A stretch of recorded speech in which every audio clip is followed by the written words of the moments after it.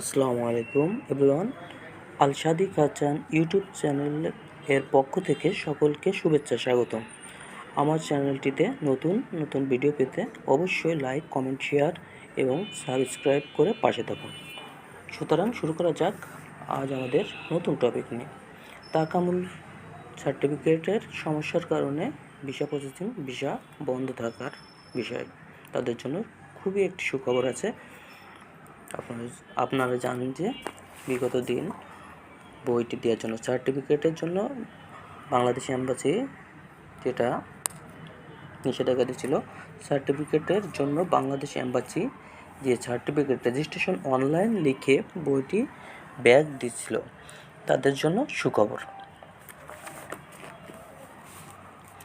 বিশ্বস্ত সূত্রে জানা যায় যে আগামী 3 সপ্তাহ সৌদি রাজকীয় দূতাবাস লোড আনলোড পেশা এবং অফিস ফ্যাসিলিটিস পেশায় পাসপোর্ট জমা নেবে। তাকামুল সার্টিফিকেট ছাড়া 30 জুলাই পর্যন্ত কোনো সার্টিফিকেট প্রয়োজন হবে না। যে এজেন্সি থেকে ভিসা ওকালা করেছেন তাদের সাথে যোগাযোগ করেন, যা আসলে খুবই জটিল একটা বিষয় ছিল। দেখেন, লোড আনলোড, এই যে ইন্টারফেসটা দেখতে পাচ্ছেন, এখানে কিন্তু এখনও কোনো সিট ছাড়ে নাই। এটা কোনো টিকিট বুকিং করা যাচ্ছে না। এটা অবশ্যই সবার জন্য দুর্ভোগের কারণ।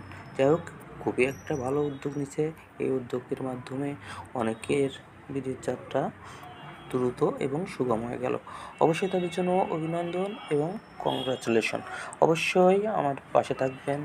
আমার নতুন নতুন ভিডিও করতে লাইক, কমেন্ট, শেয়ার করে আমার পাশেই থাকবেন এবং আমাকে অনুপ্রেরণা দিলে নতুন নতুন ভিডিও আপনাদের উপহার দেব। আসসালামু আলাইকুম।